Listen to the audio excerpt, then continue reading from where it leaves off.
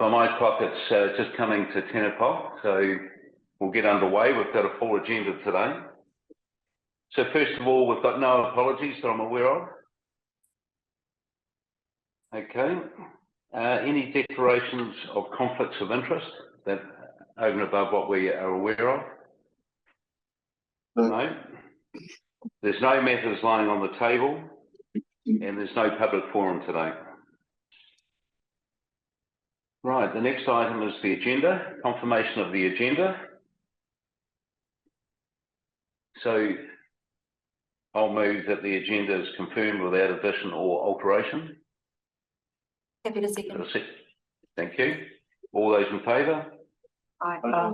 Aye, carried. Thank you. We've got the minutes from the last meeting held on the 7th of March. Everyone comfortable with what's there? A true representation of the meeting? Yeah, I'm happy to move, Stuart. Yeah, thank you. We've got a seconder? I'll second that, Stuart. Yeah, thank you. All those in favour? Aye. Aye, carried. Thank you. And next, Gareth, if you could come forward, we've got the risk and compliance update. Thank you.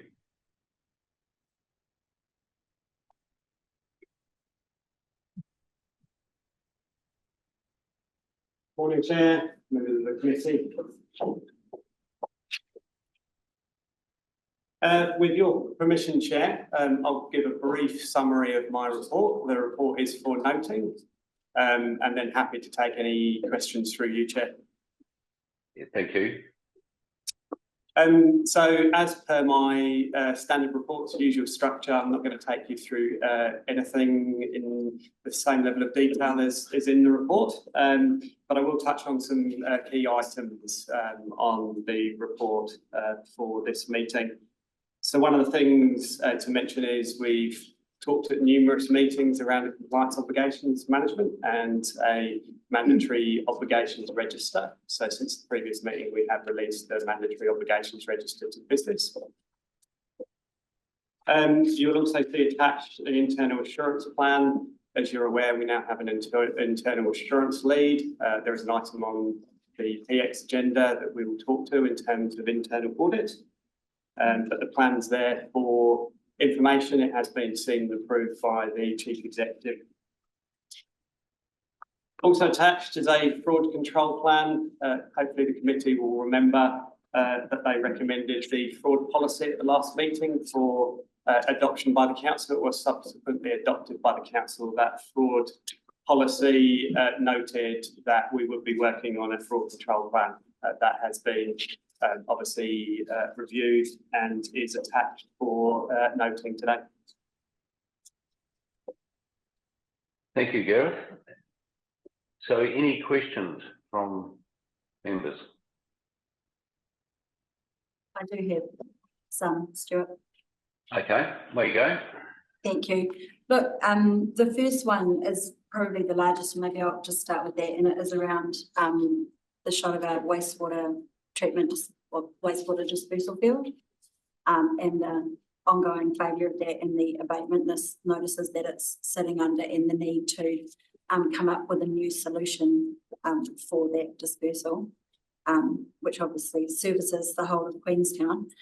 I guess I'm just interested in why there is, you see that there's been no change to the risk context, and I suppose that's from when, but I guess in my memory it hasn't been brought to the to this committee. So I'm just interested in, I guess, your thoughts on that, and I guess what are the risks that have been flagged as relevant to that failure across the organisation? Happy to respond to that through you, Chair. Yeah, thank you, Gareth. So first thing around your question is when are we talking about in terms of timeframes for changes in context, and that's intended to be between meetings. So obviously anything significant that's changed between the previous meeting, which I think was March, and now on our risk register, and you'll be aware that we do normally flag changes in risk context. As it happens, we've had no what I would call material changes in risk on our risk register during that period, and that's why we referenced that in the report. there have been a significant number of what I would deem to be fairly minor changes, including addition of treatment plans. So that's, I suppose, the reason that the report reflects no major changes in the context during this reporting period. The other component, I'll answer what I can in terms of the shot over delta. Obviously, that matter has been known for some time. It's been reported through a number of infrastructure committee meetings, and officers always need to make a decision around which is the appropriate forum for things to be reported up through. Obviously, the infrastructure committee is a forum that considers risks impacting on property and infrastructure. They talk about risks regularly at that meeting. It's a public forum. I haven't noted that risk specifically here, but I also haven't seen any change in that risk in the reporting period. When did the risk of that treatment plant failure increase, and when was it reported? Probably not a question that I have an answer to today. I'm sure Tony Avery can maybe touch on that at some point in time. I'm sorry, I don't have specifics about dates in front of me. Could we, I'm just thinking it might be useful to request a risk update on that for the next report. I don't know, Stuart, would you? Yeah, so just thinking it through, that if there is a necessity, that could be reported to us prior to the next meeting. That, I think that would be helpful. Yeah. And it would be helpful if it could set out the risks across the different departments, including finance in terms of development contributions. Oh, yeah, I was just talking about that specific one we've been talking about. Yes, no, that's what I mean. I mean, in terms of, I can just, might be better for discussion when it comes around to putting the motion, but just got some thoughts around it. There's a couple of other things. The 3 lines model, it just feels like it's taking a long time to get that up and running. Do we need, is there a time frame that we have for that? For having it to council or to the Audit, Finance and Risk Committee? Through you, Chair, if you're happy for me to answer that question. Yes, I am. Yep. As I said in previous meetings, and understand that it appears to be taking some time, we have broadly implemented the 3 lines of defence model. What our intent is to bring that to the Audit, Finance and Risk Committee articulated and updated risk management policy. That risk management policy is waiting on some system components that we want to roll out in terms of workflow. Happy to bring in the AFR report next time round where we're at and how it's been implemented prior to the update of that policy. But that's always been our intent, to incorporate it into the update of the risk management framework and policy. Okay, So, Gareth, the timing of that would be for our next meeting? So it is intended to be. There are, just to be frank, there are a couple of matters that we're hoping to close out in our risk system. So risk system sits in TEP 1. So the key area for us is that workflow component. And what we mean by workflow, as I've talked to the committee about previously, is we're implementing risk interconnectedness. What is crucial for us to understand is in that interconnected model, if a risk changes, so someone's aware of a change in context, then someone else who might manage a connected risk is notified and can update their treatment plans, like the consequence levels, to reflect that. I think that's a big maturity shift for us, and we want to recognise that in our policy once the system's in place. Okay, sounds good. Just one more, I think, if that's okay, Chair. Yes. It's just around internal assurance, and we've got an attachment, the internal assurance plan. There's never been, and look, I don't understand assurance, and I feel, well, that's not quite true. Is it, the organisation seems to focus on the internal workings, but it misses the democratic piece. And I'm just wondering what, I don't understand what other councils do around that, but in terms of assessing our compliance with risk reporting and our compliance with just, I guess, the options, like practical options available. And so would an internal assurance across the country and other councils potentially look at the information that's passed on to elected members and the level of compliance with the Local Government Act those sorts of things, as well as procurement and all those normal sort of assurance functions. Again, through you, Chair, you're comfortable on the Yes. spot? Yes, thank you. Probably a couple of places that sits, and I don't mean to be difficult, but probably useful expanding on some things that I do briefly touch on in the report. One of those is a compliance management framework, and as the committee are aware, we're in the process of rolling out developing and then rolling out a compliance management framework. So compliance against governance obligations in the Local Government Act would be recorded in a compliance management system, and at I suppose the second line of assurance, my team will be responsible for reviewing that periodically. We haven't got a plan in place for that. We're still building our framework. So you would have confidence, and happy to report at a later date through to this committee what we find from any compliance reviews we do, and governance would sit as one of many items in that space.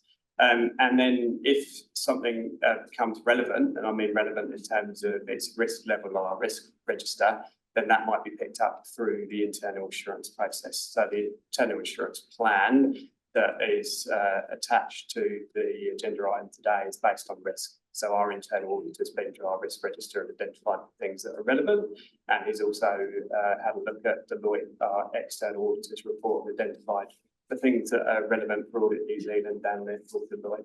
Okay, so that will cover compliance with consultation expectations under the Local Government Act and all that sort of thing, because we just haven't seen that coming through, but that's something that's planned. As I said, we haven't done our plan for compliance management yet, but it would form part of the framework. So just to be clear, we don't have a compliance second line of defence plan at this point in time. We're still in the process of maturing and developing that framework.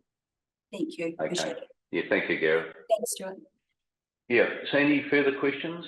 I do, please, Stuart. Yeah. That's so as Thank well. you. Yep. Thank you. Thanks through the chair. Quick one. Thanks, Gareth.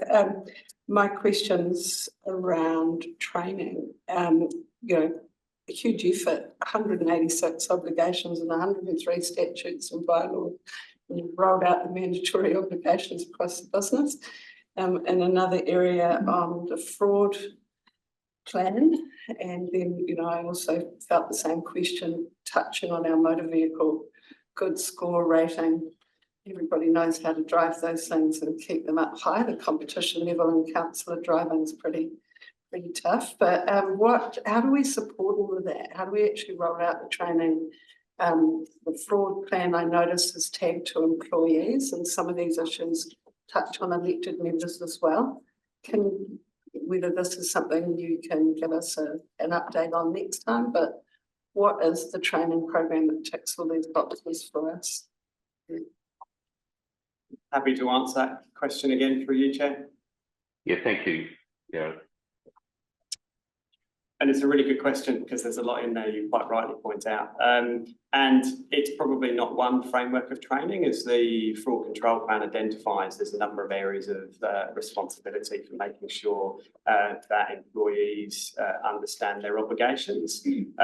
That training is something that we'll work through with people in capability. We've already had several conversations around how we'll roll that out. So we have a number of training modules that sit in that space, including a standard induction. So the intent is to incorporate fraud awareness and also touch on our protection of disclosure policy and what that means for people, make sure that we're training that. We have a number of lunch and learn opportunities throughout the year. So where it's relevant, we'll seek the opportunity to make sure people are invited to a lunch and learn on aspects of things that are important for them to understand in our fraud policy. So that's probably the first part of the question. And in terms of obligations, there are, to your point, a significant number of obligations, and that's because local government is extremely complex and we have a number of pieces of legislation and bylaws that impact on us. We're taking the opportunity to do that in a risk managed way. So I have quarterly meetings with each of the tier 3 managers across the business, and we currently workshop risks. We have a look at which ones are the highest risk level based on likelihood and consequence. We discuss treatment plans and we document treatment plans through those meetings. So I've already flagged through a leadership meeting, that the intent will be is we'll pick up compliance obligations, we'll have a look at the ones that sit as we at least with each of the relevant tier 3 managers and teams, and we'll use a similar approach to identify the ones that are highest risk, and then make sure that we have adequate systems and processes and obviously wrap assurance across that, so that we're comfortable that we understand what we're obliged to do and we have systems and practices in place to make sure we can apply. Thank you. Thank you, Gareth. Yeah. Perhaps just one sort of slight funneling down question. It's reassuring from the employer-employee relationship, but it sounds like we're tracking it. We've got some good schedules.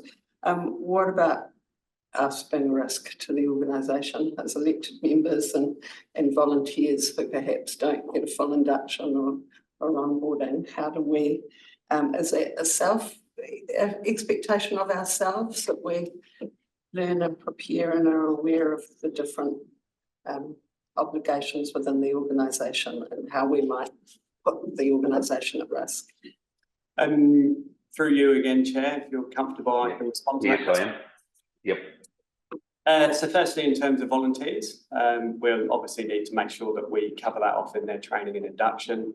Obviously, we cover off important things with them like health and safety as well. So 4 components will be covered off there. That's probably better understood. In terms of elected members, we do have induction training for elected members. I'm yet to talk through in detail with the governance team in terms of how we'd cover that off, but really good question. I'll make sure I take that away.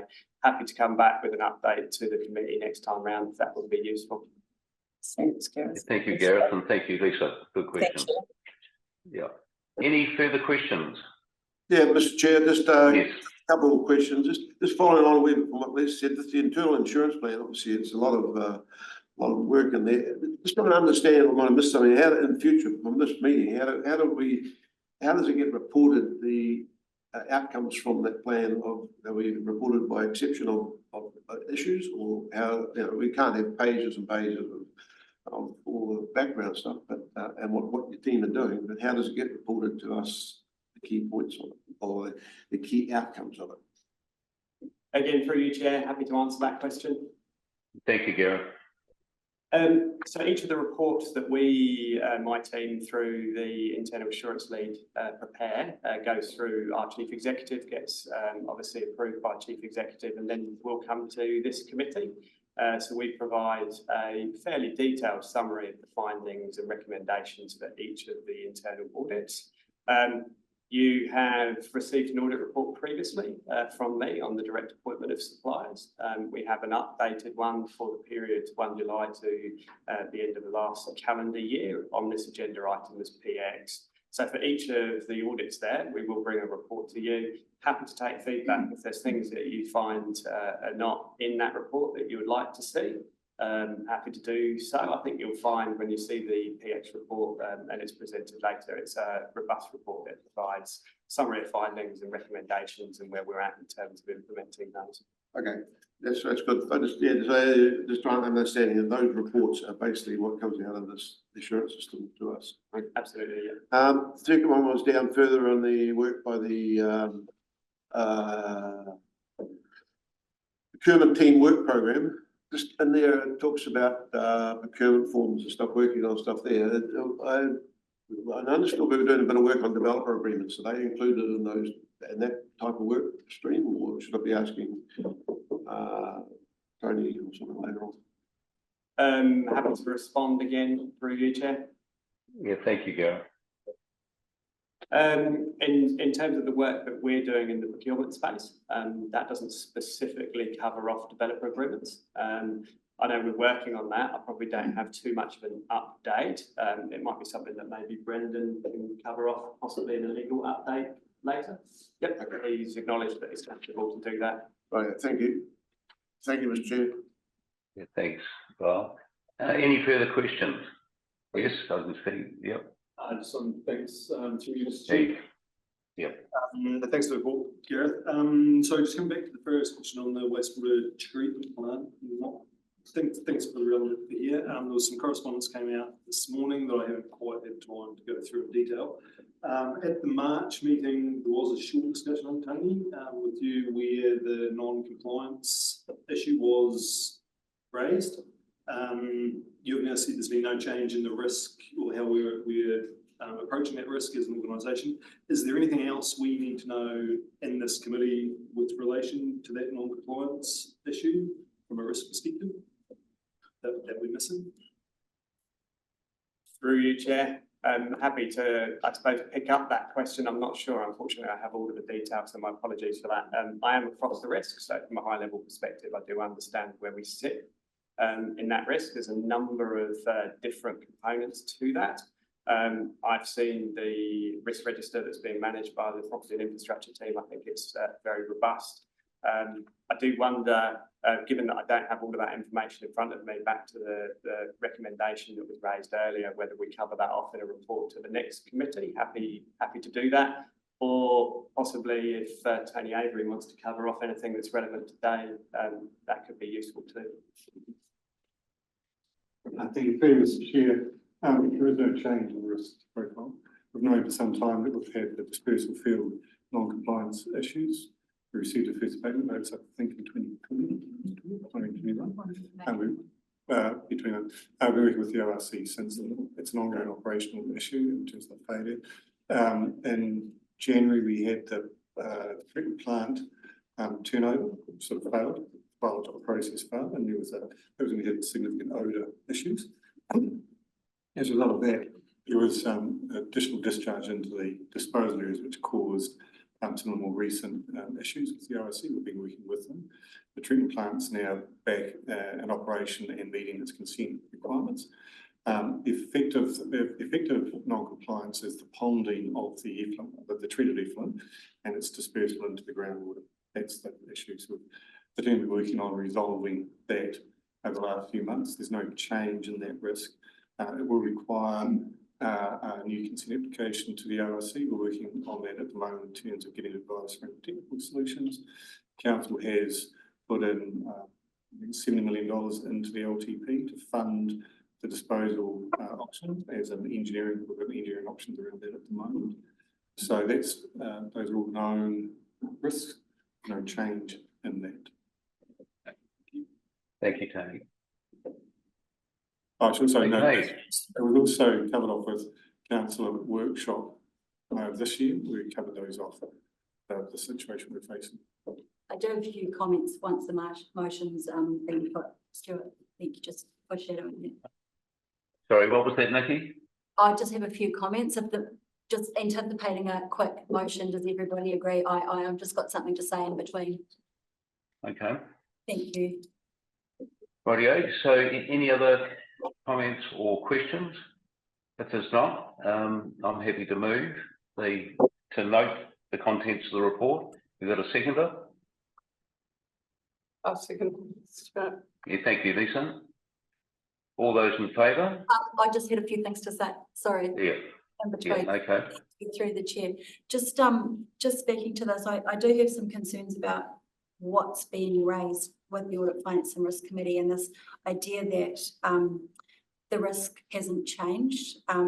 Discussions I've had, the risk has changed from the issues with the disposal field under abatement notice being solvable to no longer being solvable, which is why there is now this $77.5 million new line in the draft long-term plan. So things have changed. I think there's a significant risk. We've been made aware that it may be a prohibited discharge, that there may need to be use of fast-track legislation to get through that.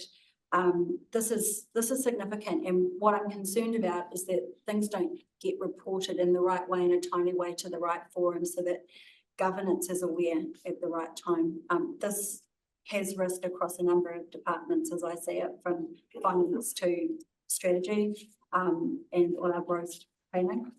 And I'd like to see that being managed, and I haven't seen that so far. So hopefully that comes in the next report. But I don't, given that it's been under abatement notices since 2021, has had two.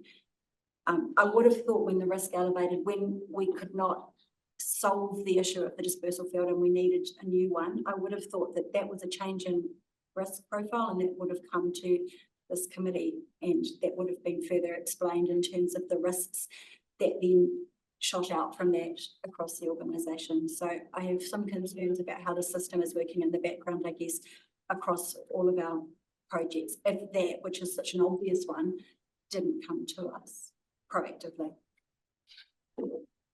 But it's covered, you've had a workshop though, as councillors. We had a workshop in April only because I pushed for it, yeah. So it's not coming proactively from the organisation, and that's the problem I have at the moment. Yeah. Stu, may I comment there? Thank Yes, you can, yeah. I would just, obviously risk is a really complex field. There's a lot of structure that has been surfaced around this project. It's very, very disciplined. And I think Gareth's commentary that the matter hasn't changed is accurate. Now, is this an area of high interest to you? Yes, absolutely. And as such, you know, I'm very happy for us to bring back another item to this forum to discuss it in more detail. I would suggest that your perceptions around the way this is being managed are not necessarily accurate in this occasion. And I have been having this conversation over the past couple of days because of the concerns you've raised, and can very much assure you that the management of this across a number of divisions is actually extremely well coordinated. And that is not something we can always put our hands up to. But on this particular instance, I think there's a really high level of collaboration and alignment in what's trying to be achieved. However, very happy to bring this back to this forum and to talk in a little bit more detail around it. The issue is just that I appreciate all of that. The issue is the governance piece. And so it may be being handled, but we need to see it being handled, I guess is the point. Because otherwise it creates concern. And so that needs to be raised with us in a timely way, and the extent of how it's being managed and the detail beyond what was sent through yesterday needs to be in front of governance, because we have to be able to do our jobs on it as well. Yeah. Yeah. So Nikki, picking up on that point, there's an undertaking that it will come back. There will be a review as to, I'm sure, through the process, and there'll be learnings from it, and that's positive. Thank you. So I'll put the motion. All those in favour? Aye. Carried. Thank you, and thank you for the discussion. Moving next to the item of the financial overview, we've got Stu and Jeremy. Yes, good afternoon, Chair and councillors, members of the committee. This is our standard financial report up till the end of March. Unfortunately, Paddy can't make the meeting today, so you've got myself and Jeremy to answer any questions. We can take the report as read. It's primarily in the same format as previously that councillors are used to. I just will highlight where we're forecast to be at the end of financial year. So it's a year that's had its challenges, that's outlined in the commentary in terms of unexpected events. And in paragraph 8, we highlight where we think we might end up from a cash perspective, I suppose, in terms of our overall operating deficit. So obviously, you know, $4.5 million we're forecasting at the moment, taking into account the positive aspects associated with some of the capital revenue.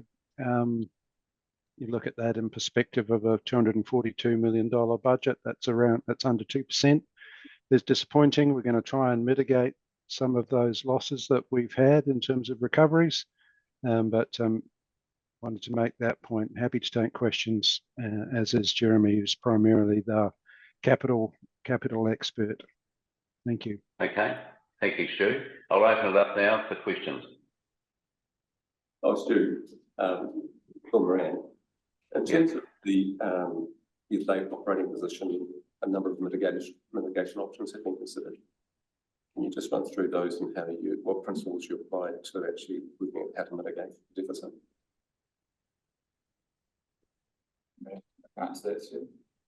This is from an operating perspective you're talking about?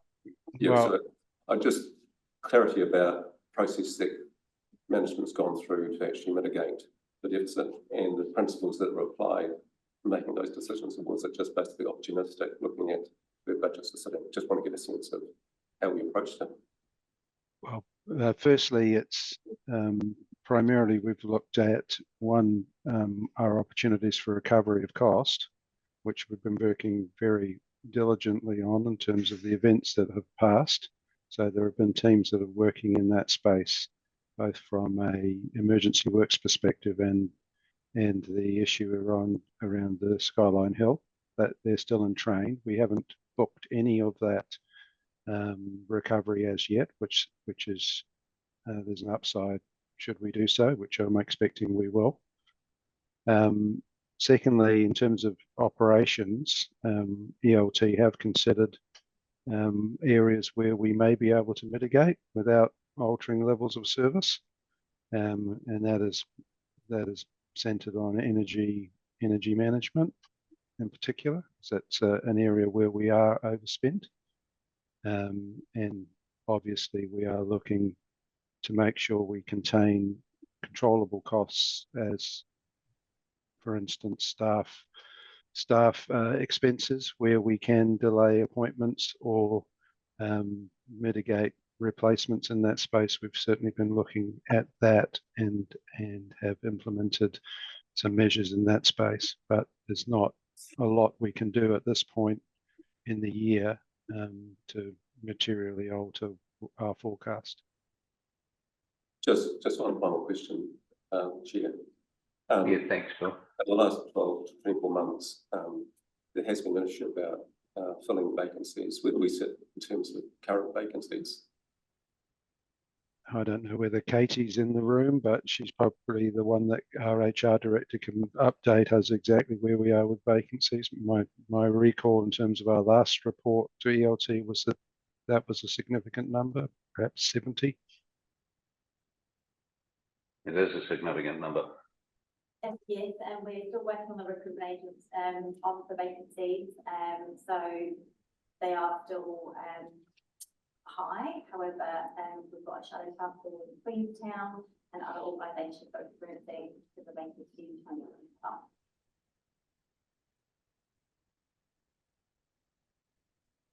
What would our, through the chair, what would our overspend look like if we had filled those vacancies? Well, it depends on the type of work we're talking about. Some of that work is picked up by contractors in the P&D space, for example, and other elements are picked up by other consultants in the P&I space. So it's not that the work is not done. Where it's not able to be performed by staff, it will be performed by other third parties where we can procure them. Right, so you're saying the overspend wouldn't be significant because we have picked it all up with contractors? I didn't say we picked it all Yeah. up, but Yeah, but that would be at a greater cost probably than an employee employed through. Yeah. In some cases. Generally, that's correct, Stuart. Yeah. Okay, any other questions? Oh, yeah, Mr. Chair, just on that paragraph 8, yeah, when we go into the end of the financial year with all the projects, a whole lot of projects listed here, and some of underway, when you're doing the reforecast and the carry forward type process, is there likely to much impact then on this variance based on that process, or have you taken that into account already? Through you, Mr. Chair. We're talking about operating expenditure in 8, and you're talking capital. They don't really impact each other as far as expenses other than interest and depreciation. But I don't think it's going to be a material impact. Yeah, my mistake. Sorry. Okay. Yeah. Any further questions? If not, have we got a mover for noting the paper? Yes, Chair. Bill? Yeah, thank you. Is that a seconder? I'll second. Yeah, Nikki. Okay, all those in favour? Aye. Carry. Yeah, thank you. And thank you, Stu and Jeremy.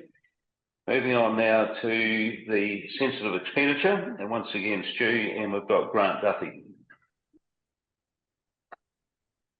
Yes, so this is a standard sensitive expenditure report. Grant, my colleague there, is over the detail, so we're happy to take the report as read, and we'll answer any questions. Okay, questions?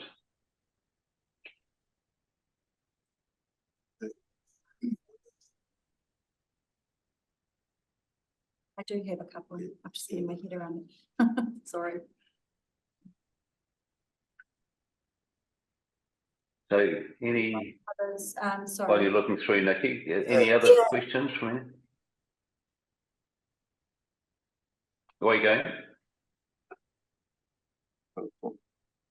Sorry, it's just my, it's a large thing I haven't. So it was in relation to the 5 cases that were non-compliant with the policy. I was just wondering if you could give us some more detail on that. So I'm you're looking at referring, point 20. yeah, well, Yeah. I think And Grant can probably respond to that, Mr. Chair. Yeah, thank you, Stu. I don't have the names of those 5 cases at my disposal right at the moment. They've been followed up and there's been undertakings put in place that the issues that come to light have been addressed. Are you after names of those? No, just if there was any more detail on it and if there were any, I guess, any patterns, or did they sit in any particular part of the organisation, or what? It's just we hear of non-compliance, but there's sort of not a lot of detail behind it. But that's okay. If it's not there, it's not there. I just Yeah, and from this, Nikki, there's going to be a tidy up with the to ensure the requirements that are complied with in future. Yeah. But you're right. Yeah. Any other questions? If not, I'll move that the report or the paper be noted. We've got a seconder. Thank you, Bill. All those in favour? Aye. Carried. Thank you. Moving to page 76, health and safety, and we've got Katie and John.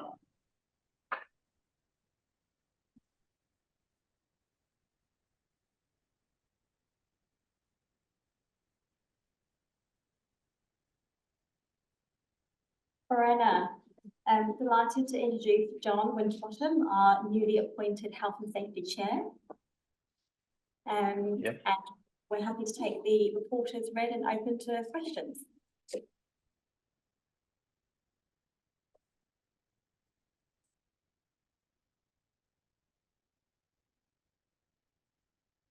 I have none. Any questions at all?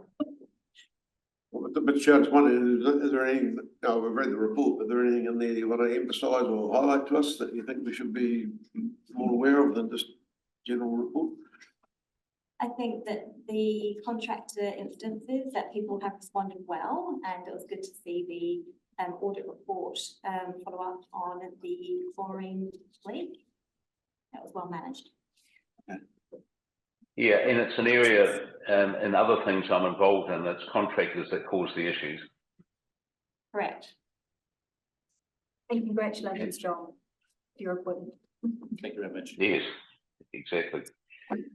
Through the chair, I'd like to highlight the very positive move of the development of the TELUS Health app, which is not only counselling services and psychological services, but also dietary advice and also various wellbeing programs and wellbeing assessments. So we're very excited to have that. Right. Thank you. Sorry, Mr. Chair, just following on from that question, Yes. it sort of came up in one of the first time we started talking about fraud and stuff like that. With the wellbeing process, do you have early warning signs of staff or personnel can be identified under stress, or in that sense that they might drive them to doing something like committing fraud or anything? Do you have is a system focused on that sort of thing? Through the chair. Yeah. So with the TELUS EAP support, so it's available for all employees. We have a really structured people leadership process where we encourage regular one-to-ones.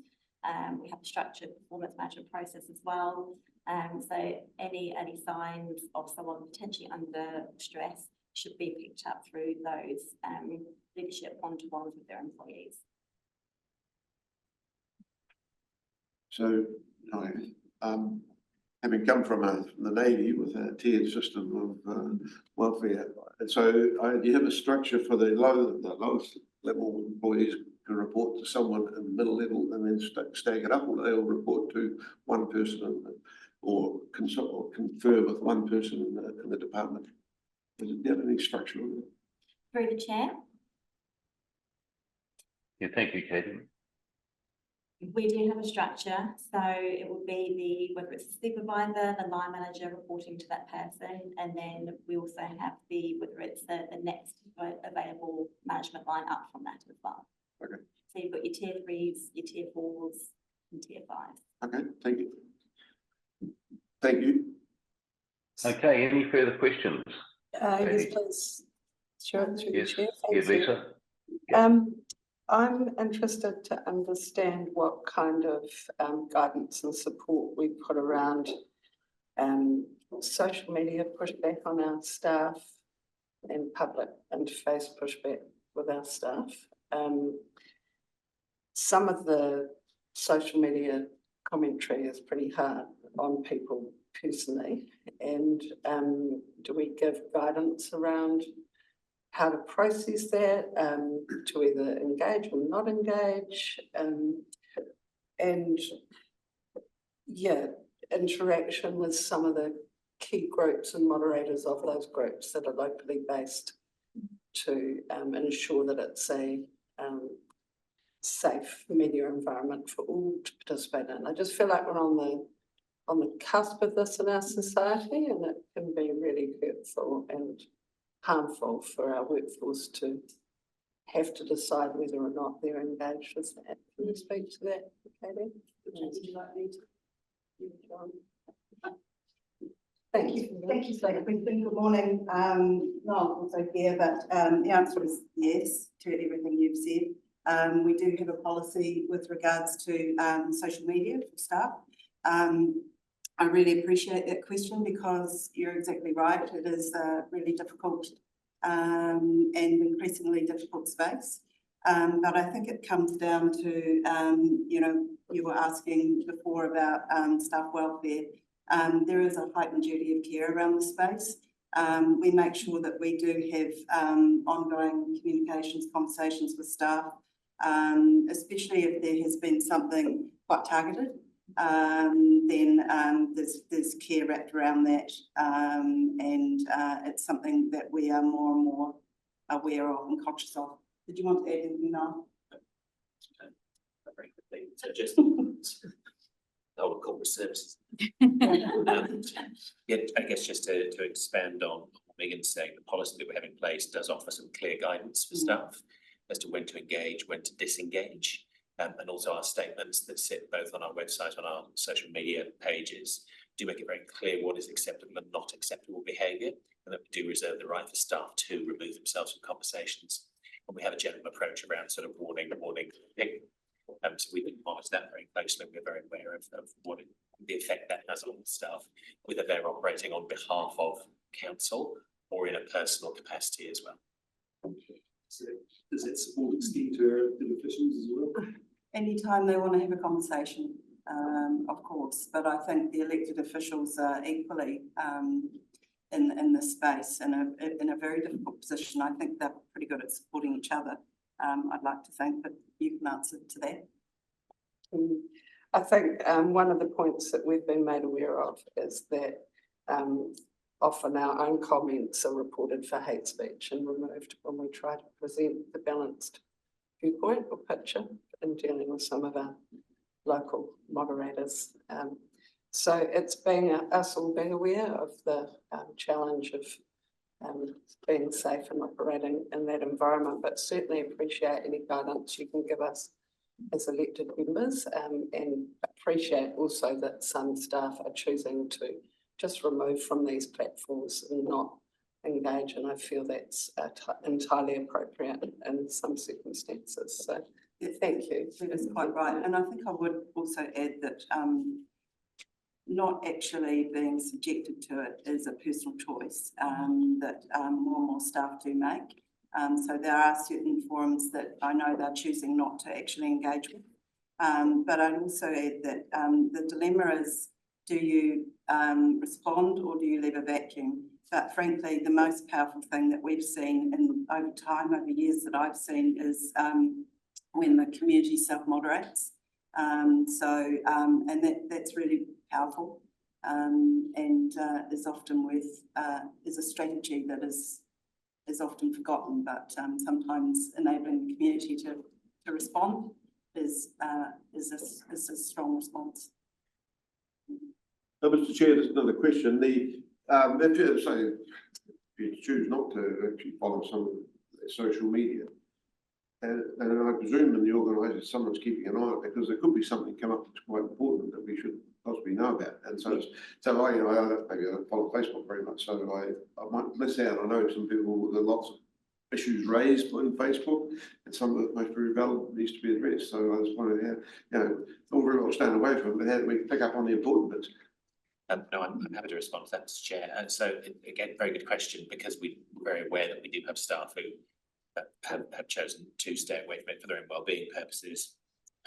So we do have staff within the communications team who are regularly monitoring both sort of media statements, what goes on in social media, various groups, etc. And where there are things that need to be brought to the attention of other staff or to elected members, then they will do that. Okay, thank you. Yeah, actually, it's a very worthwhile discussion. Yeah. Lyle, I've taken the position, I've never had social media. I don't think I've missed anything. But that's just me.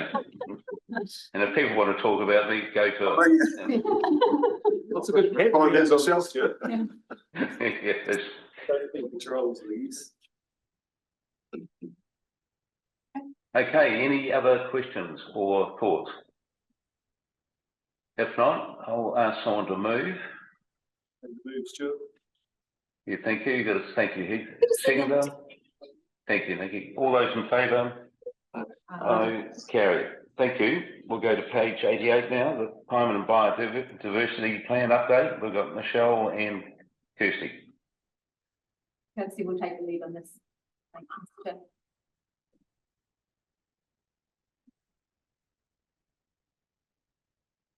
Tēnā koutou katoa, Chair, Committee, Bill Nicol and Telly Nicol are an apology for today. I'm happy to take the report as read and answer questions.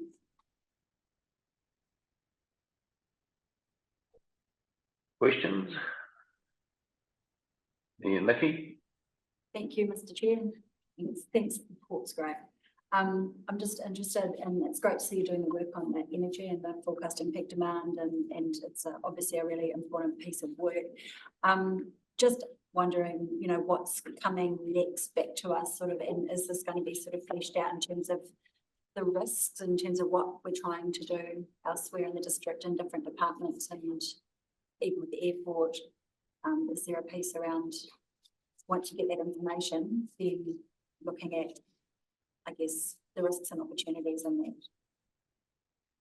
I pass this one to Michelle. So when you're referring to peak demand, is the optimal visitation? Oh, no, sorry. You've got a council's partnering with Transpower, Aurora, PowerNet and other industry stakeholders to develop forecast of future peak electricity demand scenarios across the district. So, and there's obviously some other work with rewiring Aotearoa. So I can just see some really interesting big picture stuff coming out of that. And then, of course, thinking that the Audit, Finance and Risk Committee, some sort of, I guess, there will be risks and opportunities, things to be aware of across the whole organisation once that piece of work is done. So just wondering what next once the info comes in. Yeah, that's a really good question. So the space we're in with regards to energy is obviously quite an unusual one from a local government perspective. Most local governments don't need to step into that space quite so enthusiastically. In the absence of any other consumer body for this district, we tend to play that role. So we've spent a lot of time working on the relationship with Transpower, Aurora and PowerNet to really understand what that demand forecast looks like. That work hasn't yet been completed by those parties, and they're working very closely with the strategic growth team on the spatial plan components of this and what that needs to look like in future. And that is planned to be reported through the spatial plan structures. However, I would envisage that actually following on from the workshop we had maybe a 6 weeks ago, 2 months ago in Monaco, we would continue to bring those updates back into council as that moves forward as well. We have a number of different tiers in play here. Obviously, there's the work that goes through the climate biodiversity plan groups like Relying on Aotearoa on behaviour change for the district.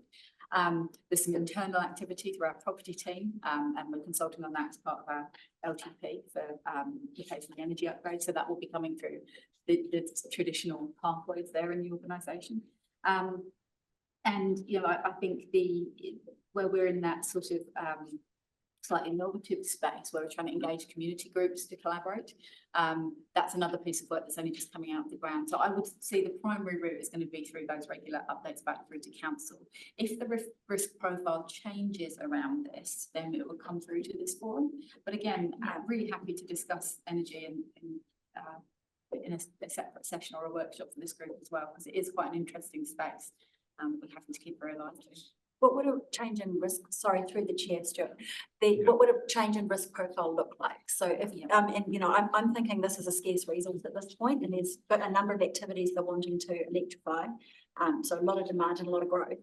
So where do we prioritise the allocation to the extent that we can of a limited resource? Because obviously we don't control all the levers, but we control some of them. Yeah, we have reasonably limited levers in this space. I think where the risk profile changes for us is where that capacity level changes or the growth projections change. And suddenly we start to see that delta becoming smaller and smaller and becoming under pressure. So the interventions that have been made recently take us through to 2030, and we have a level of comfort there.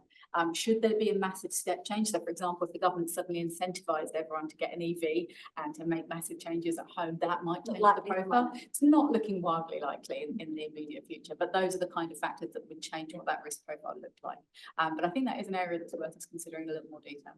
Yeah, it would be nice when things come up, when we're looking at undertaking certain things or certain policies that have an impact on energy demand, that we flag up, you know, whether there is enough, and maybe start looking at how we could report that so that we track it. Well, fair question. Thank you. But also just the use of smart meters, you know, that the information's available. And in my case, I've got solar panels, and that certainly changed our behaviour, because you actually see on your app the use, and you know, and you can push things into less busy times when you actually see the impact that it's having. Thank you, Stuart. If I may, question? Yes, Lisa. Yeah. Thank you. I've got two questions sort of both coming in from the Energy Action 3.2, and Michelle would really like to take up the offer of perhaps more discussion around energy, because you're right, it's our number one big topic, I suppose, is in the future. And pleased to see we've got this Massey Uni inquiry project coming to us.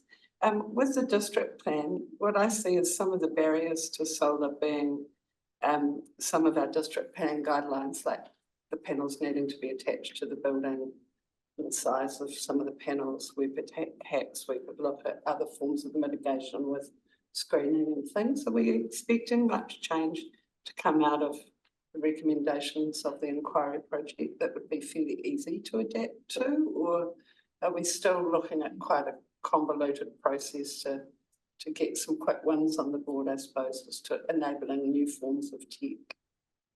Through the chair, if I may. Yes. So I'm a Massey University student. I know that. And it is early days yet, so I guess I'll keep you posted. But yes, we're looking at what's appropriate for the district. Yeah, but we can potentially impact quite easily to open up a lot more potential change quickly. Yeah. And my second one probably is the same around our EV future scenarios. If we look at our future transport strategy with ORC, being the electrification of our bus fleet, just seeing that real demand scenario stuff is going to be quite critical, but I'm wanting to ask the question, can we please stay open to the hydrogen tech development? Absolutely, Lisa. Really happening in the PT space. because I just think there could be an opportunity for Queenstown there to really shop front the world as to some of potential adoption around those tech pieces. So I know we've looked at a most likely scenario being the electrification of that fleet. I would just like to think that there are ways we can keep our views to also seriously give consideration to hydrogen in the BT area. Thank you. Yep, I endorse those words. Mr. Chair. Any further, sorry? Just, now we're talking about the community response groups and the risk of our district not being ready. There's a lot of activity in that area with community response groups. I'm involved in one of them. But is there an opportunity to just provide even a picture or a chart of all the community response groups that are up and running now, so we can understand the picture throughout our whole district? And so some of those community response groups may want to work closer together, because I understand. Is there an opportunity for that, you think? Bill would normally answer that. So can. Yeah, I just like to put it on the table. I think it'd be quite useful, even if it's a chart, and then all those community response group get that and key points of contact, because we did a radio exercise short a while back, and people were calling in from places we didn't even know they had a community response group. That was quite interesting. I would suspect that actually does exist, and we can get our hands on that. I'm sure it does. If it doesn't, it's not too difficult to pull together. No, so I think it'd be useful. Not difficult at all. I do just have one. Okay. More. Can I ask one more, Stuart? Sorry. Yes, Hopefully make it's a quick one. Thank you. Kirsty, sorry, it's just around the one of the actions that isn't mentioned in here, and look, if you're not sure about that, it's fine. Just around the spray-free piece. Just wondering if you know where that's at, and maybe just in general wondering with the actions that aren't mentioned on here, are there any sort of that are at risk of not being completed in a reasonable time frame, and that so that we can look to rectify that if more funding is needed? Or If I may, through the chair. Yes. So there are 3 actions on hold at the moment. Okay. And if you want detail on particular actions, it's about the updates are available through our website. So yes, there is work going on in the background. So the details in there. I'll have a look at the website. Yeah. I will say though that just this week we've had some tech issues with updates. So if it's saying January or February, there's an update coming. Okay, fantastic. Thanks. Yeah, thank you for that. Okay, well, I'll move that report is noted. You've got a seconder? I'll second it, Mr. Chair. Thank you. All those in favour? Aye. Aye. Carried. Thank you. Moving next to the Lakeview update, which is page 180, and we've got Paul.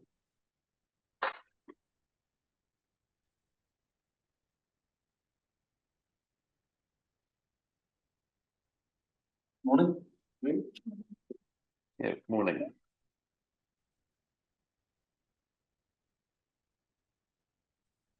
Want me to start? Yes, please, Paul. Yes. Not too much in this paper from the last period, just an update there. Obviously, the physical works now, not only the subdivision works, but also the ancillary works are complete, and the new S-bend and the footpath there are open to the public, which is good news. The 224 consent approval from our regulatory team is imminent as of yesterday, so I expect that this week, so we can then start that LINS process to get the titles done.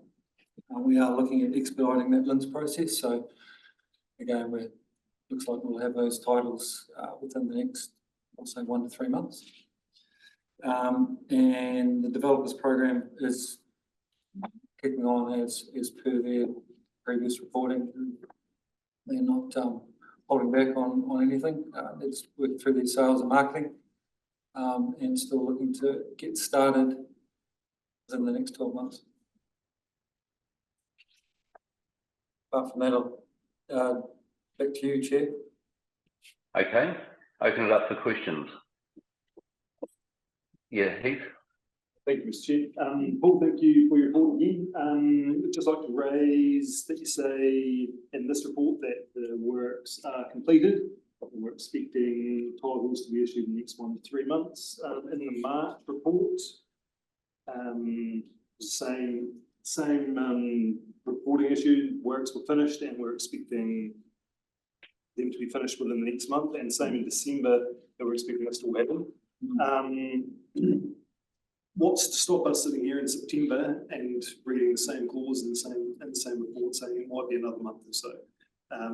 How confident are we that these titles are going to be issued? I'm just conscious that we are pushing cash flows down the line and we're deferring sunset dates, and that's not really the purpose of the sunset date. So I guess I'm just asking for some assurance that we're going to be sitting here in September and titles will be issued. Can you give us that? Yeah, I mean, I can't really talk for the regulatory side of the organisation. They've got their processes to go through. We did have a request for further information from them, and we needed to get a report done, which was given to them yesterday morning. And I've been assured, and I know Mike has looked at that aspect as well, that there won't be any other further questions and we can start that process. So I think the nuance between there may be a difference between the completion of the substantive works for the subdivision vis-a-vis the completion of the ancillary works as well, so which is the additional work outside the subdivision works. So some of the earlier reporting was that subdivision works were complete, but the Thompson Street bend and the footpath and that sort of stuff hadn't been completed physically. So I think that's the nuance there. That's the council works under the DA. Yeah, the council works and the subdivision works under the DA. Then there's ancillary works outside the DA that are all part of the same package. So in terms of getting the 224C paperwork together and getting all that, what we referenced in there is the QA, or the quality assurance work. The Alliance, who are doing the majority of that paperwork, bundled it all in together. So that took a bit more time. But yeah, that's what I'm recommending. Yeah, I guess I'm just coming at it from this committee's job is governance over this, and we do reports, and that's great. Yep. And we're seeing this commentary in these reports and expecting things to happen. I feel like as a committee we're doing our job to oversee the process, and I'm sort of starting to feel there that at an operational level things are taking longer than we're expecting when it's being reported to us. So you keep that in mind. Yeah, I mean, I think the key thing here is this report and this reporting and your oversight is around hitting the key milestones. And to your point, and I understand, we had a key milestone of meeting our council works in September of last year. It doesn't look like we're going to get that done until arguably within, stretched it to 12 months, it could be 9 months. 9 to 10 months, so past that. So, but in terms of actually meeting the obligation of completing the council works, that risk is pretty much finished, or very, very low, because we've effectively done that. So I think there should be some acknowledgement that the work has been done. And I think the other thing to that is we haven't held the developer up in terms of their program. So while there's been a 12-month push out of meeting that milestone date, you could argue that there's just-in-time delivery, which is arguably more effective because we haven't had to pay 12 months ahead for that work and sit on that. So there's a little bit of that. The risk, and I'll put it in the report, is if the developer is unable to get going within the next 12 months and they for whatever reason, they're looking to push things out, of their obligations in the DA have been pushed out by this 12 months. So that's where the risk is. That's what I'm conscious of. So yeah, it's just good. Yeah. I'll ask the same question next meeting. So. Yeah, well, I was really hoping. I spoke to the team on Friday, and I was really hoping that I could have actually sat in front of you and said we have lodged with Linz, but not quite there yet, so. So Paul, what would be handy if you can just shoot an email around when that actually happens? Yeah, not a problem. Yep, that'd be great. Any questions from around the table? I do have one just in relation to that, Stuart, if that's okay. Yes, okay. Chair, yeah, it's just some clarity around the parts, what regulatory is having issues with in terms of, is it just the ancillary works? Or is it the subdivision site, and what aspects of it is causing the hold up? It's to do with subdivision site, and they wanted some geotechnical information. So could you be a bit more clear about what that might be or not? Yeah, so there are within the subdivision, I think 9 lots. Yeah. And a lot of the work was done within sort of 7 of those lots. There are some other lots that have been created as part of previous subdivision.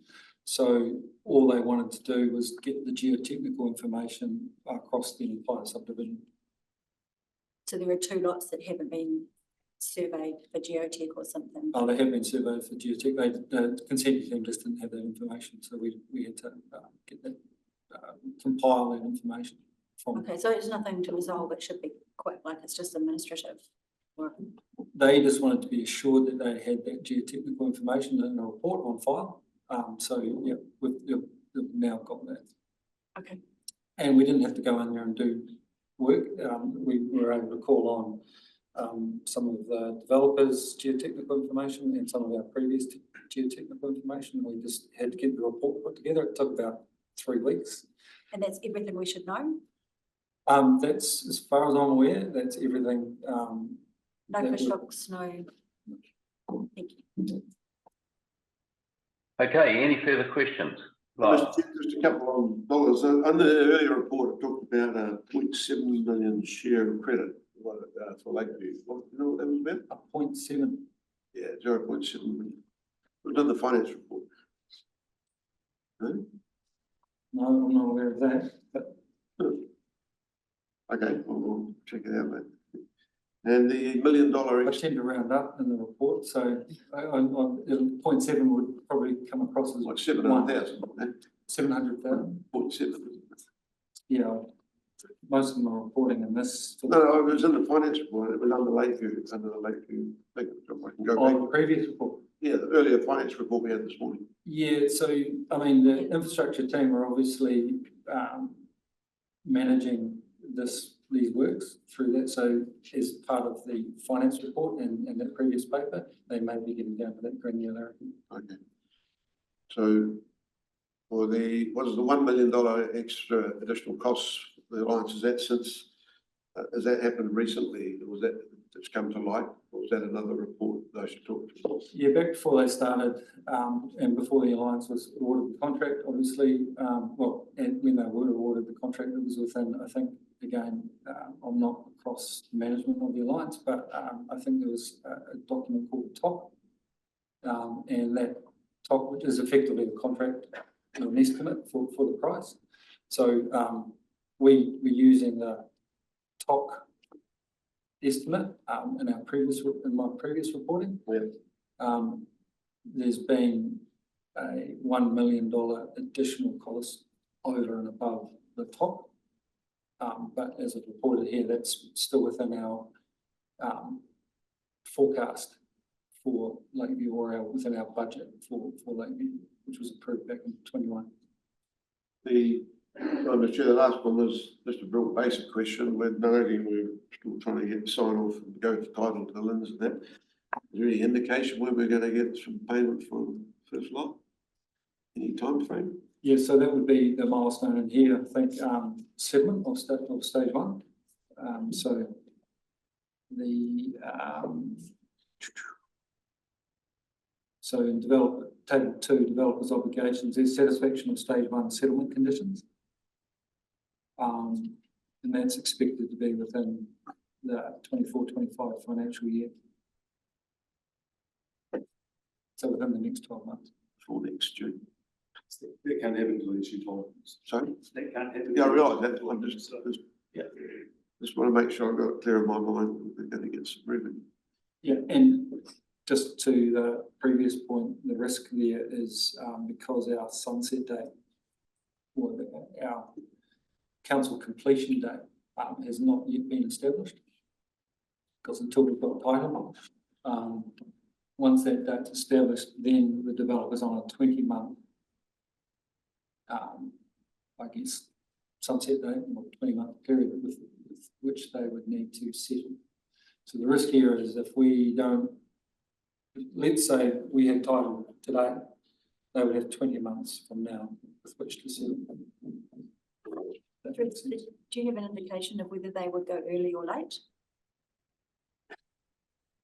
Well, You mean push it out to the... No, whether they would settle early within that 20 months, whether they would get title and go, right, we're ready to go and we're going to settle now. You say you've got 20 months and there's an uncertainty in there when we're going to collect. Well, they're indicating within the next 12 months. So that would be early under your definition there of early or late.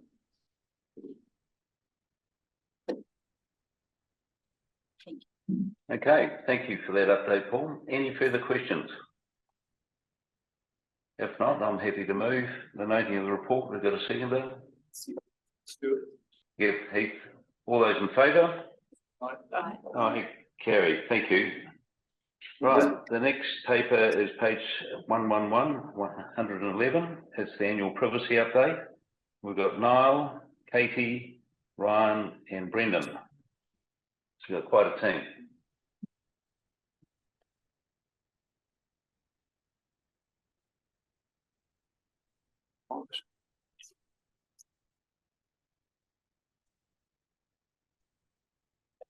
Through you, Mr. Chair. I'm not sure what the collective noun is for privacy officers, but you've got us all today. So just a couple of quick comments before we take the paper as read, but acknowledging this is the third year that we brought the annual privacy report, and I think it's sort of shown the way that the organisation has developed and moved on, particularly the number of investigations that we're seeing has greatly reduced. And I think that's very much a reflection on the focus from the organisation, the onboarding process that we have, making sure that people across the privacy requirements and obligations. We certainly have a lot more discussions around undertaking privacy impact assessments. People are checking in on issues, so it's certainly much more front of mind. So just I think a positive reflection there on where we've got to as an organisation. There's still work for us to do, but it's certainly a positive journey. Specifically on a couple of comments under paragraph 12, with the investigation referenced in B, we had 3 responses. We have subsequently had another one. That individual was just looking for a bit more information around what the breach actually was and how we'd responded to it. They have been updated and left satisfied. That hasn't changed how the Commission has responded positively to the way that the organisation responded. And Ryan, I don't know if you wanted to offer anything more on 12C, which was the last issue that we had relating. Yeah, when we initially approached the Office of the Privacy Commissioner, the initial instruction was they believed it was a breach and that we should log that with them and contact the recipients of the email, the 97 recipients. After they investigated it further, they came back to us and said because the emails were purely of a business nature, and that there was no, even when it was, first name dot surname at a business, it is not considered private information, and therefore it was not technically a breach, although good practice is to use blind CC. Yep. Thanks, Ryan. So apart from that, happy to take it in red and take questions. Open up for questions. Nikki? Yeah, I do have one. Thank you, Chair. It's just around the intention. Sorry, I've just gone into the wrong part of my notes. So at point 8, it says there's been a review, and the review did recommend that at the next formal policy review and update, the principle 2 that CCTV is chosen and managed in collaboration with others who are affected should be considered for removal because it's unclear and potentially misleading. And I've just, I guess I have some concerns around that. I certainly don't want my agreeing to this report to indicate support for that. Yeah, I have some sympathy for people recently who had CCTV cameras put up outside their homes and were recorded unknowingly. I think it's really important to have some sort of, in the appropriate circumstances, to have some consultation with people who are affected. So I'm just flagging early for you that that's something that maybe it needs to be more nuanced. Maybe, you know, there needs to be some more detailed rules, but the idea that the policy suffices as a means of consulting with the community and those who might be affected in the future, I think it's a bit rough, given that, you know, if you're not impacted, you're unlikely to comment when you are impacted with the camera outside. So sorry, that wasn't a question. That was just a, yes, note my concern, please. Well, I suppose in response to your kind of question was just to confirm, yeah, the paper is only for noting. So yeah, proving that the noting doesn't in any way suggest any sort of endorsement. Right, it would be nice to have some options instead of a complete removal when the policy is developed. If there could be some options for elected members rather than in or out. Thank you. Okay, any other comments? If not, I'll get someone to move the noting of the paper. Better move. Okay, and second? Oh, second. Okay, all those in favour? Aye. Aye, carried, and thank you for the report, and we appreciate it. Moving next to the Alliance Lessons Learned report, we're going to have Tony and Mr. Dave Brash reporting to us. Thank you, Mr. Chair. So we've got Dave on Zoom for this report. Can you hear us, Dave? I can indeed. Can you hear me? Yes, we can. Thank you.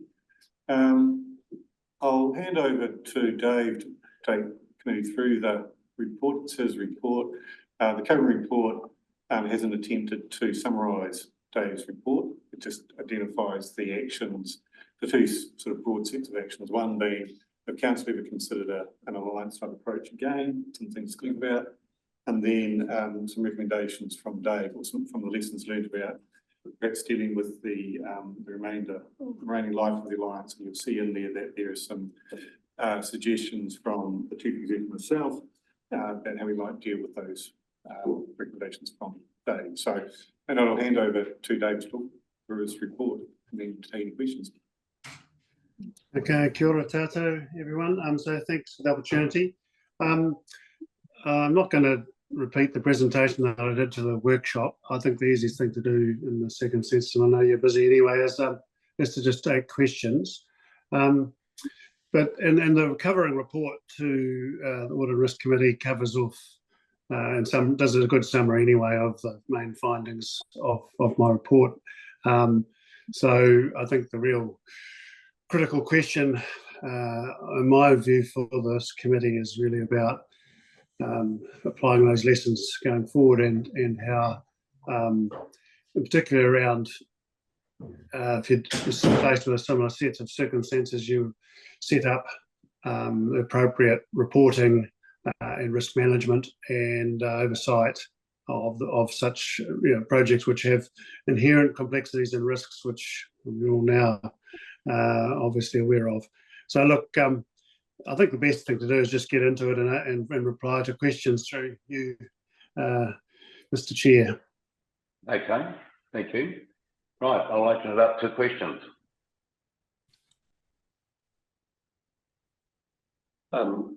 For you, Chair. Yes. Of course, the report. Probably the gap for me was, as you say, these are very complex projects that need a lot of coordination.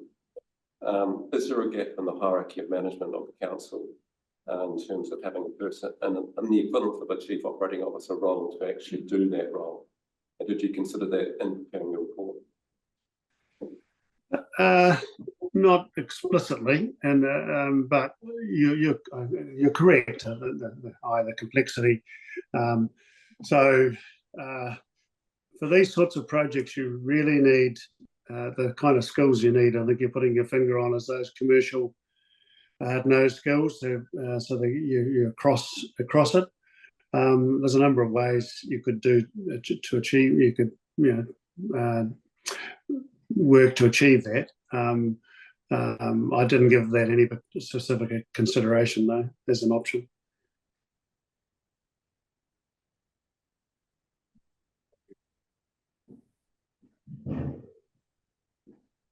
Next question. Yes, Mr. Chair, I have to apologise. I must have missed out on something in my document here. But can we just have it explained where it goes from here? Because I want to know what the resolution is to note the report. But we really need to be. I think the committee needs to be asking for the progress on any plan of action to address the. Well, there's three items.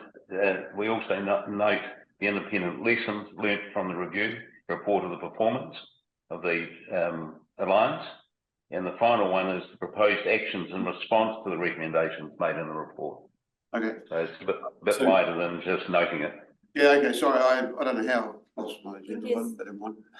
Just to that point, because I have spoken with other councillors who are interested to have good oversight over what comes next. And given that we're just noting this report, I think it would be helpful if we recommended that it go to councillors, the list of recommendations, and it may be that there are some that need to be added. For example, if there is a gap in the hierarchy of council and we do need to look at additional commercial capacity or potentially a chief operating officer, then that could then be added, having had this discussion with our independent members, and the council as a whole could then agree the recommendations.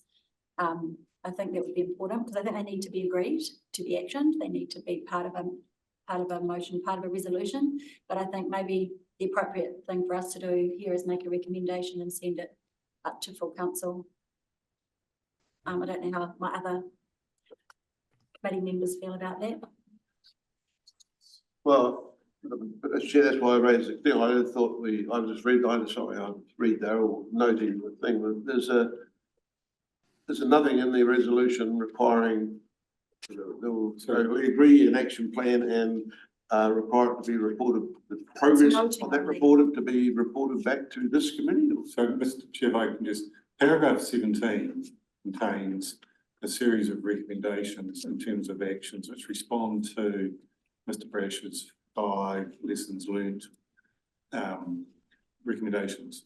So there's 2 sets of recommendations. One is if you council ever considered setting up, had a major project like this Matagongi Alliance, and I'm not sure, Saran, whether you're talking about a chief operating officer if we ever did that again. The other part is recommendation of how we manage the Alliance from now, noting that there's 2 parts to that really. There's the completion of the arterials, which is due to take another 12 months, give or take some months, and then the involvement and engagement with the NZTA part of the Alliance project, which is the BP intersection operator, which is a different sort of huge beast, but council's role's not quite so big. So that's why paragraph 17 we've tried to provide with the chief exec some recommendations to try and deal with those recommendations. I think. So excuse me, Mr. Chair, can I just ask a question on the report before we get into this conversation around a recommendation or something? Yes, please. Yep. Mr. Brash, thank you very much for your report. It was good to read. I guess for me, there was some comfort there saying that we did get a good result through this process, opposed to any other process that may have been used. Still not personally sure we've had a really great result and it got as much value for money as you've sort of said in your report, but I'll take your research as gospel. When you were doing your report, was there any work, did you do any work around the accountability piece for actual delivery? And I suppose with reference to the continual rework that's been going on, and I'm talking about the arterials project here, and whose shoulders that accountability should have rested on to actually mitigate the overruns and the rework part of it better? Was there any work done in that space? Yeah, no, that's a good question, because that goes right to the core of the issues and around that are highlighted in the report. So I think I made the comment, general comment that, and this came from the interviews that I did, that that the magic didn't really happen in terms of the what the alliances potentially could do, and I think it goes to this issue. I think you can't, but there's no sort of silver bullet, i.e., this piece of accountability didn't happen. I think there should be accountability both at the alliance, and that did happen through the pay and gain mechanism, but that has its limits, i.e., with the arterial, it's been completely exhausted. So, in that sense, that there was accountability there. In terms of looking at it through the council's lens, the key thing to me was around how were the decisions made to when you're doing the redesign and rescoping, and who made those decisions. And it isn't clear, and it needs, so going forward, the lesson is, that accountability needs to be very clear, and that oversight needs to be a lot more focused, and with that, as I mentioned before, that commercial nous across it as well. So that oversight was quite weak. I mean, one of the other comments I made in the report is also relevant here, and it's a bit delicate, but it's about Peter Hansby, because I know Peter quite well from my involvement in the Christchurch recovery, and I had I think a lot of the weight was on his shoulders to make sure that these things were that accountability, and when he got sick and then passed away, I think there was that was also an issue in here. So look, it's all I'm saying is that those really important lessons in there for you. It's complex and there's not one factor involved in it, but if as I recommended, if you're going to do it again, and even in the short term, you need, I think, given the risks involved, that there needs to be more oversight, both at the governance level, at the council, and at the senior management level, to ensure that not so much necessarily the decisions, you may end up making the same decisions, but the point being, you didn't get the chance to make those decisions early enough, and they weren't notified early enough, so potentially options were became a fait accompli rather than having a proper process to go through to make those informed decisions. And that's the piece that I think was critical and was quite weak in the end. Can I just ask another question, Stuart? Yes, you can. Thank you. Look, it's just around the actions that are in the report here, because obviously Mr. Brash's report, and you've just said as well, this is about more than just the alliance. This is about any big construction project that we do, or anything that's of high risk, and yet the recommendations in the report are all about the alliance, and it doesn't go wider. And I think there's a really real learning opportunity in this report for council to take it wider and to benefit from the learnings and our other work. But these recommendations don't do this, and I think we're missing a trick. Sorry, it's not a question. I should ask, I guess, Tony, would you be able to explain why there's no wider recommendations? So it's very focused on what we've learned for the alliance going forward, but not for our other projects. Why is it limited? Because the first 11 recommendations relate specifically to major project delivery. If we were to do that again, so that was a focus for Mr. Brash to provide. We don't have any major projects in front of us now. There will be some lessons no doubt coming out of this that we'll better take into account, but we didn't go through each of these and go, if we would consider a major project again, then we should do X, Y, and Z, because they're sitting there that we'd consider if we would get to that point again. I guess for me, how would councillors then bring that to the table? Because it's learning for the organisation, but this is an opportunity for governance to set some processes and guidelines in place for the future so that they're there locked in for when another project does arise. Yeah, and through the chair, if I could just pick up that comment. I mean, I think in terms of the broader lessons, the long-term lessons contain those, and you've got 1 through to 4. I guess one of the issues for me is under long-term action 3, there is something missing in terms of senior management of complex projects. And how do you future-proof the management of the council, given that, you know, CE's terms finish in the next 1 to 2 years? How do you ensure that, looking at the long-term plan, there's a whole suite of things that need to be built, that these things are managed and take on board these lessons? So I think there is a capability gap. I'm not saying that's a reflection on management performance. I just think when I think about my government experience, that typically you would have somebody in a coup type role, we could probably call it something different, coordinating across council, all the different divisions to ensure that things are integrated and managed effectively. So I think there's something for full council to consider. Is there a gap that needs to be filled long term around capability? So, through Mr. Chair, we're doing a lot of work in the P&I area about increasing the capability around project delivery. We deliver tens of millions of dollars of projects every year, quite experienced in that. This review is around a very large project, unlike any other project that have been installed. I think I'd be cautious about saying that the recommendations here relate to every project that we deliver across council. It's a council, I suppose, decision on how we organise ourselves. Every council has had the discussion around around how you manage projects across councils. My view, these recommendations were about very large, out of the ordinary project that would need to take into account. Certainly things that we're doing right now in terms of how we are operating and how we're going to improve our delivery of projects. Yep. So, as I said, I wasn't meaning to be disrespectful. I'm just looking at the long-term plan, what you've got on. You've got the alliance projects. You mentioned all the other projects you're managing. How does the CE hold people to account and ensure himself or herself that all the risks have been managed? So there's regular reporting to council. I'm cautious about, I mean, there are valid questions and we can respond to that, but it's not simply a matter of appointing somebody who would then have an operational role across managing all the projects. It's a management response to an issue and how we manage that. And without knowing how we've just gone through a reorganisation of property infrastructure, for example, but our focus there is on ensuring that we deliver on our projects in a much more coherent manner. Yes, things happening across the organisation. Again, through the chair, I'm not trying to be disrespectful. I just think you've got to think about the lessons and how you future-proof council going forward. We do.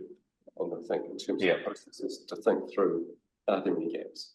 Could we manage these differently? Based on this and other. That's all. That's a valid point. And unfortunately, New Zealanders are not good at project management. I see it through all the organisations I'm involved in. It's a weakness and we should be aware of that and mitigate it. And it's not the first time that's been raised around this table, around project management. And yes, you can't generalise, but certainly we should pick up on the points and it should be wider where necessary, in my view. Question through the chair, please, Stuart. Yes, Lisa. Thank you. I'd probably like to capture all of those bits with asking, following up on all my colleagues' questions. Are we going far enough in just noting the report?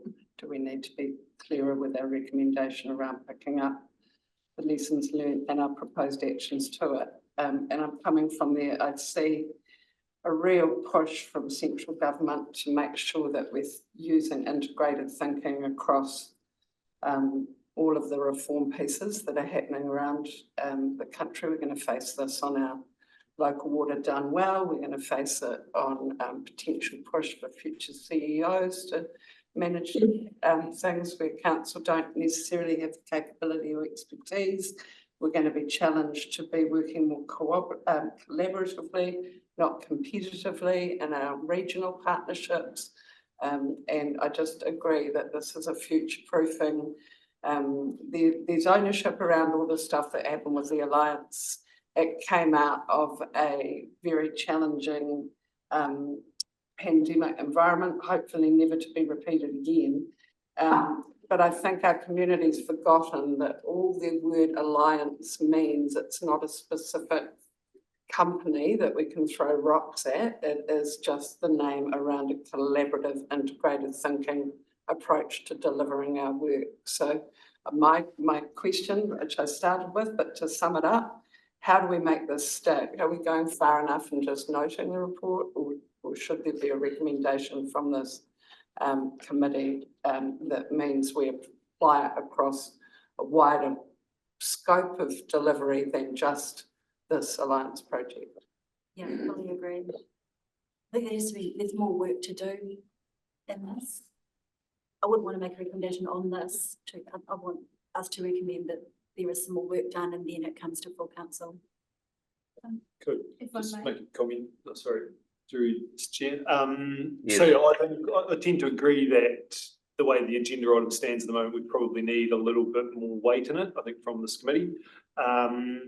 Just my takeaways, I suppose, from the report.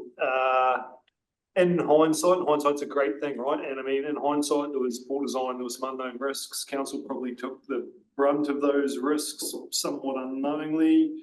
We hit an inflationary environment that I think was even mentioned in the report was low probability, high impact, and we took the full brunt of that.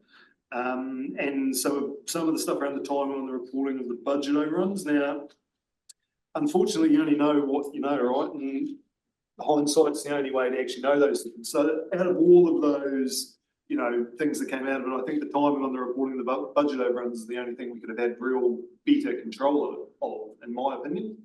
I think there's some, I think a lot of the long-term recommendations are quite specific to a replication of an alliance model on a massive project that might not be that useful for us in the short term. Some of the short-term recommendations I think are good. And my biggest concern in those is where there was the mention of there being no incentive left to complete this project. So if we as a committee could agree to some kind of recommendation to take back to council to look at some of the recommendations in the report, especially around the next time, but maybe the next time not at such a high level or alliance level, and somehow that we can mitigate the completion of this project, or that the completion of this project will be looked at through those short-term recommendations. That's where I'll sort of be liking to land if we can get there. So sorry, Michelle. If I may, Mr. Chair, just a Yeah. quick. I think that the important thing with this report as well to keep in mind when you're considering how you want to triage this, you know, this has been done in this genuine spirit of lessons learned. And you have to place it in the context of some of the items that Mr. Brash mentioned with regards to Pete Hansby, that we were in a post-COVID era and a high growth phase, and a high growth phase as an organisation and as a district. So there's some genuine lessons learned here. There's a real sense of maturation as we go through as an organisation with that. And there are good things to be taken, but equally, this isn't the one lever that we have for change in the organisation. So it's important not to put too much on this because, as Heath's just noted, that it is in a very specific avenue. To look at competencies and skills across the organisation is a piece of work that is underway within people and capability in terms of competency matrices and understanding what that looks like and what's needed where. It is a different skill set to the piece of work that this has brought forward. So I just said there might be complementary things that would need to sit alongside it to achieve all the things you're currently envisaging that this may be able to achieve in terms of skills identification. Yeah. Now, Mr. Chair, following on, I tend to agree that we maybe need to be splitting this into two. We've got this very large project, Alliance, and we've got a report on it, lessons learned, and they've reported back some recommended actions. Well, I was asking, just keeping that separate from the overall management of projects, is there an opportunity for a progress report on the actions on the Alliance to come recommend that or request that come back to the next Board Finance Risk Committee, because we want to be kept up to speed with how, because this project's going for a while now. We've got all the Franklin there all to be overseen too, and then the bigger picture one, you're already doing a review of P&I, and I would expect, I'd assume the question is a report on that, and what you talked about, Michelle, going to come back to council at some stage so we get an update on and a refresher of how we are managing projects in general in the future. So, see what I mean, splitting it into two. So are we likely to get a report on the overarching stuff that P and I are doing on the reorganisation, and just a refresher of how we manage projects. Does that be something we can ask for? I think you have to be very careful and make sure that whatever we were discussing is keeping it in the governance space and not being overly operational. Oh, yeah. But I think it's a relevant area. Yeah, no, but it's just understanding the operational structure to manage things so that we are. That's a good point, because it's not actually clear, is it, at the moment? Well, we may need a refresher, you know, but I know understand we've got policies in place for procurement officers coming on board to procure projects and all that sort of thing. But out of this, if we have got a big an LPP coming up with quite a few projects in it, just understanding in that general sense at a governance level what structure you do have in place to manage that. But separate from that is the Alliance project, which you've made some recommendations in the report. All I'm asking is whether we can ask for them to be an update on, or a progress report on it be provided at the next meeting. And the impact. On the Alliance, and I think Bill, you summed it up early on, is that in the LTP, there are a number of large projects, and that is the question, making sure we're match fit for those, based on the recommendations that we've had from the Alliance experience. Through the chair, I forgot to acknowledge the great work that Mr. Birch has done with this report. But I think in terms of the discussion, there probably is, coming from Heath, there's the short-term reporting back, making sure those actions are actually delivered. But in terms of the longer-term capital management, making sure that council has a full discussion on lessons learned from here with other projects. I do disagree, Michelle, that part of governance is ensuring that management has the capability to deliver. So we're not telling the CE what to do or who to appoint, but we're going to form a view that the capability will be in place to manage risk proactively, so you deliver on time and to budget. And that's a critical function of council as governance. Yeah, we could definitely keep that at the appropriate. I would be quite, I mean, personally, as a councillor, I'd be quite keen for this to go back to this report to come back to the councillors, but to be worked on a little bit with some advice from Stuart and Heath and Bill, and then to come to full council with some recommended changes. Don't know if that's something that Tony, I'm not well, sure. I think, it's a bit I think what's been proposed about an update, well, not a regular, but an update for this committee through the duration of the Alliance project. But I think in number 3, note the proposed actions in response to the recommendations made in the report. I think that needs a rejig to, to widen that along the term in terms of the discussion. Is that a fair reflection? What do you think needs to happen, Stuart? Because we need to make, I suppose we need to make a resolution to take it somewhere to ensure that it does go somewhere. But I don't know. Well, your concern was that it's, specific to the Alliance. So all we're saying to widen it is to say with future large projects that the recommendations are picked up for being match fit for the future. See, I don't see the, I think they need some more work, the recommendations. I think they need to be developed and then agreed by the full council, and whether it kind of needs to come back to AFRC for recommendations, I don't know. I'm sort of a bit. Mr. Chair, I think that if you want further working recommendations, it's actually needs to be a management response to those recommendations. Ultimately, that's fair comment. How to respond to that, not a function of this committee to determine that actual response. I agree. Agreed. So if there are, one option is to seek ask for further work to be done on the other recommendations and ask for the report. That would be one option for you if that's what you wanted to do. I think for me, I would like further work to be done on a report to be taken to the full council, just noting all the discussion that went on here today and the comments from the externals. Yeah, so through the chair, I think Tony was probably right that given the feedback, management needs to look at recommendation 3. The probably needs to split out into 2 or 3 parts So when you say recommendation 3, you're talking about the branch's recommendation or the recommendation of The the note cover note. proposed. Oh, The cover note, because basically there's the short-term actions that need to be delivered and monitored versus the longer-term implications, but not just for the Alliance project, but wider infrastructure projects. Yeah. And how council considers that long-term. So I think it's important the CE has some involvement in rewriting recommendation 3 and splitting it out like that. So I think you'll get a bit of discussion at council that way, and Mike would have considered the feedback from Audit. So you're looking at the recommendation 3 to the committee, so you will need to, how do you want that when you're Worded. wording on Because that? otherwise just noting both actions and recommendations and recommended to council for adoption. From the discussion, there's 2 or 3 different angles. There's the short-term delivery of the actions around the Alliance projects. There's broader issues of these types of projects, but all fundamentally in terms of how the council thinks about delivering capital projects under the long-term plan.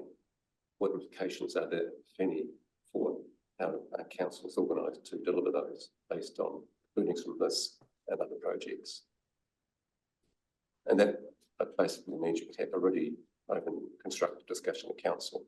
It may well be you say, we'll just adopt these and we'll do nothing else, but you can actually test it to see whether people think and management thinks you're future-proofing the delivery of the CapEx under the long-term plan, because long-term plan indicate quite substantial capital expenditure over the next 10 years on different projects.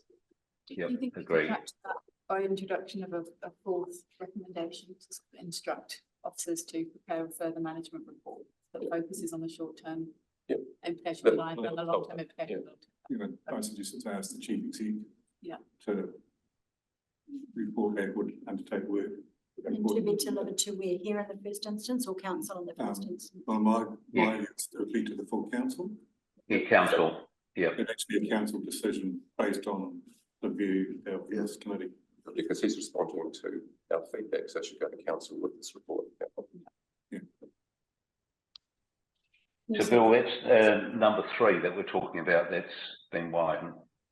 It was actually adding a 4th point to. You want a 4th point? Okay. Note all the points there and instruct the chief executive to prepare a further response relating to short-term requirements of the Alliance and long-term implications for the organisation. For the overall program delivery. For capital project. Yeah. Yeah. Okay, that covers it. Yeah. Do we need? Okay, so everyone's comfortable with, oh, sorry, Don. So I'm just checking, do we have the wording? First we need to pass the original one, and then we come in and we pass the amendment, and then we'll pop that up on the screen so everyone can see it and approve that. We could probably just put it all in one page. Or, you got it on the screen? I'm happy to move the first motion. Yeah. I'll second. And then Okay. And the amendment is. I'll second. Sorry, I just need to get your. Okay. Take your time. Yeah. John, you're stopping that? Right. Direct the chief executive to prepare a further response relating to short-time requirements of the Alliance and long-term implications of the. I think it's long-term implications for capital delivery. Yeah, capital delivery. Yeah. Long-term, short-term requirements in, is it the long-term implications or is it? I think it's the Alliance and And long-term. And chain. all capital. It's not implications, what we're wanting. And implications for the long-term delivery of capital delivery. Yeah. Yeah. And implications. Implications of is different from doing something to that. So take out long-term there and put long-term for capital. Recommendations. And recommendations, Yeah, not implications, recommendations and recommendations. To future-proof long-term capital delivery. Short-term requirements of the Alliance and implications. Yeah, Yeah, I think implications is right. The implications for long-term capital delivery. Just to be clear, is it to prepare a report to council? Yeah, Yeah, Direct to. so not a response, a report, Yeah, to. yeah, a report to council, yep. a report to council. Relating to? On See, respond, maybe on, recommending short-term, Not sure this committee can direct chief executive, you might get. No, we can't direct council, no, we can only recommend. recommend, yeah. recommend chief executive. Yeah. A report to council.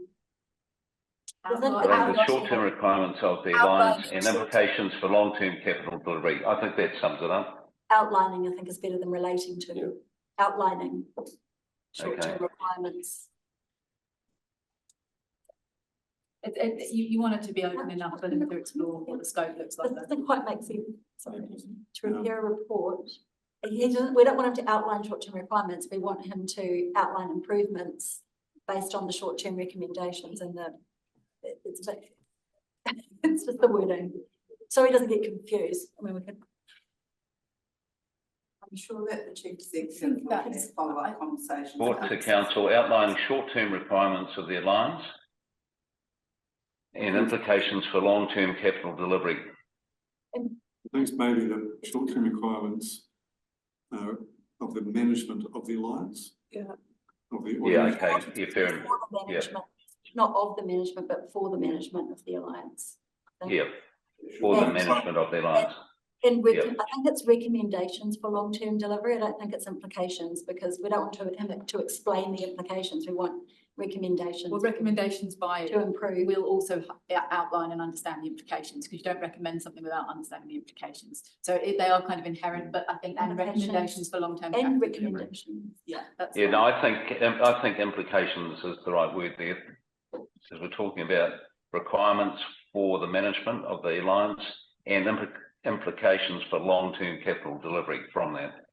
I don't think anything in there precludes the conversation that you want to have effectively. So I think that will be sufficient to drive it forward. Yeah. So everyone comfortable with that fourth point?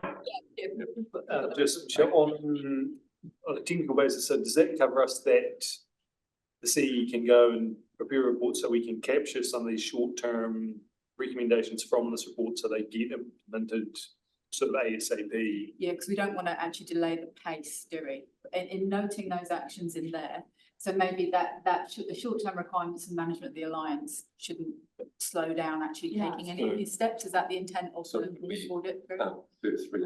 Yeah. Yeah. Yeah. No. Yeah. So it's already underway. So just to be through, Mr. Chair, the recommendations themselves came about after a meeting that Chief Executive had with council. So there's that sort of discussion. So we're starting to implement those now. So we've taken them as read. We need to get onto them. So as much as we can.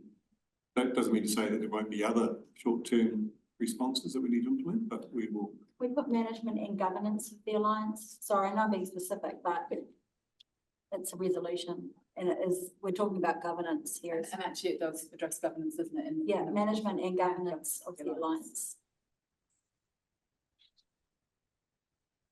Okay, I'm just mindful of time. We're running well over time.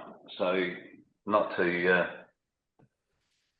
shorten discussion on this matter, but I think we've got to put a stake in the ground and move on. So everyone comfortable with that fourth recommendation now? Yeah, I've moved it. I think Lyle seconded it and. Yep, okay. So I'll move. Have we got a seconder? Yeah, I'll second. Okay, all those in favour? Aye. Aye, carried. Thank you. It's been a worthwhile discussion, so thank you. And thank you, Dave. And Tony. Much appreciated and good luck with the rest of your deliberations. Yeah, thank you. Rightio, moving on now to public excluded. So I'll move that the exclusion of the public. We've got a seconder for that? Maybe the sequence too. Thank you, Heath. Okay, all those in favour, carried.